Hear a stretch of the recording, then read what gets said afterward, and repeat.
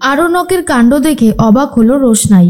সম্পূর্ণ জানতে ভিডিওটিতে লাইক করে দেখতে থাকো। গল্পে শুরুতেই দেখা যায় একটা কথাই বারবার করে ভাবছিল আরণ্যক, যাতে রোশনাই সইটা না করে। কিন্তু রোশনাই তখন ভাবে এছাড়া আর তো কোনো উপায় নেই, তাই সইটা আমাকে করতেই হবে। আরণ্যক বারবার করে এটা ভাবে হয়তো রোশনাই সই করবে না। তখনই তনুশ্রী বলে, কি ব্যাপার, তুমি দাঁড়িয়ে আছো কেন? সইটা করে দাও। আর কত সময় নেবে? রোশনাই তখন বলে, হ্যাঁ আমি এক্ষুনি সই করে দিচ্ছি। তার মধ্যেই রোশনাই সইটা করে ফেলেছে। সুরঙ্গমা তখন বলে, যাক বাবা, ঝামেলাটা মিটল। এর মধ্যেই আরণ্যক চুপচাপ বসে আছে। আরণ্যক মনে মনে ভাবে, রোশনাই তাহলে সইটা করেই দিল। ভাবতেই পারছি না যে রোশনাই শেষ পর্যন্ত এরকমটা করতে পারে। কত অবাকই না হচ্ছি রোশনাইয়ের এই কাণ্ডগুলো দেখে। কিন্তু কি আর করব, এখন তো আর কিছু করারও নেই, তাই চুপচাপ আমাকেও সইটা করে দিতে হবে। এর মধ্যেই রোশনাই বলে, কি হলো স্যারজি, আপনি চুপ করে বসে আছেন যে? সইটা করে দিন, হাতে তো আর বেশি সময় বাকি নেই। সইটা করে দিয়ে এই বন্ধন থেকে আপনিও মুক্ত হয়ে যান। আরণ্যক মনে মনে ভাবে, রোশনাইয়ের কথা শুনে খুব খারাপ লাগছে।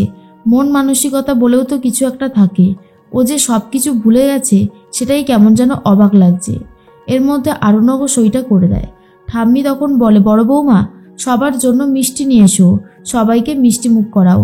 তখনই বড় মা বলে, আজকে মাফ করবেন মা, আপনি যেই সময় যেই কথা বলেছেন আমি সব কথাই শোনার চেষ্টা করেছি, কিন্তু আজ আমি আর এই কথাটা শুনতে পারবো না। আমার পক্ষে অন্তত এই কথাটা শোনা সম্ভব নয়।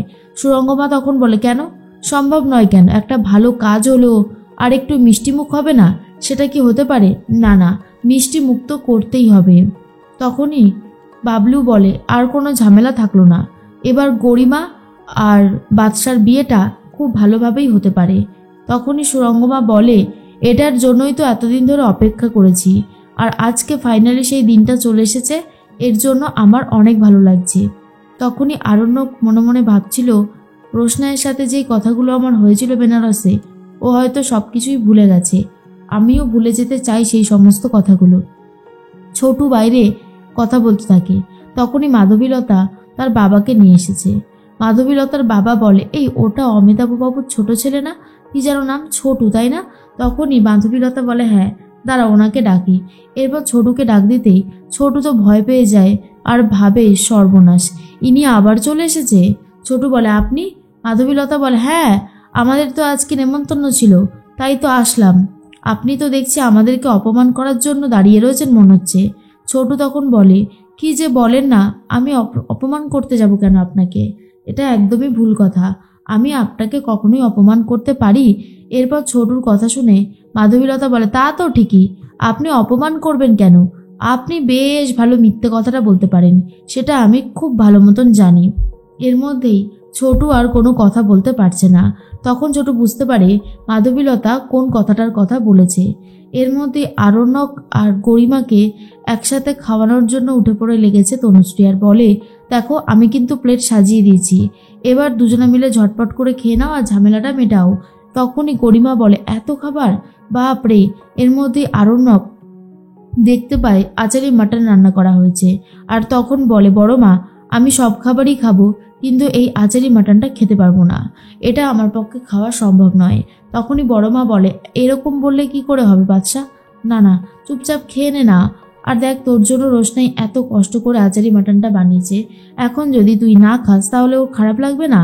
তখন আরণ্যক বলে, আমি এসব বলতে পারবো না, আমার ভালো লাগছে না আর আমি খাবো না। তখনই তনুশ্রী বলে, শেষ পর্যন্ত বাদশাটাও যে এইভাবে বদলে যাবে এটা যেন ভাবাই যায় না, কতটা পরিমাণে বদলে গেছে বাদশা। তখনই রোশনাই মনে মনে বলে, স্যারজি আমার হাতে রান্না খেতে চাইছে না, থাক, স্যারজিকে আর জোর করে কোনো লাভ নেই, খেতে যখন চাইছেই না তখন আর জোর করবো না। তখনই রোশনাইয়ের দিকে তাকায় আরণ্যক আর বলে, কেমন লাগছে রোশনাই, এবার দেখতে থাকো, তোমার জন্য আরও অনেক বড় সারপ্রাইজ অপেক্ষা করছে। প্রতিটা সময় তোমাকে আমি এতটাই কষ্ট দেব যে তুমি তিলে তিলে ভাববে যে তুমি কি অন্যায় করেছো। এর মধ্যেই রোশনাইয়ের খারাপ তো লাগে, কিন্তু কিছু বলতে পারে না। তখন চলে এসেছে ঠাম্মি আর বলে, দেখি এবারে আমি আশীর্বাদ করি, আমি যতক্ষণ আশীর্বাদ না করব ততক্ষণ তো খেতেও পারবে না। এরপরেই ঠাম্মি এসে আশীর্বাদ করে, আরণ্যক আর গরিমা খেতেও শুরু করে, আর রোশনাই সেটা দাঁড়িয়ে দাঁড়িয়ে দেখতে থাকে। এরপরে খাওয়া দাওয়া শেষ হতেই পরের দিন আরণ্যকের বিয়ে, তাই সবাই মিলে গায়ে হলুদের অনুষ্ঠান করতে থাকে। আর তখন রোশনাই পাশেই রয়েছে, সবটা দেখতে থাকে আর বলে, এমনটাই তো চেয়েছিলাম স্যারজি, আপনি অনেক খুশি হবেন, এই বিয়েটা মন থেকে করবেন, তাহলেই তো আপনি খুশি থাকতে পারবেন, সেই জন্যই আমি এটা চেয়েছিলাম।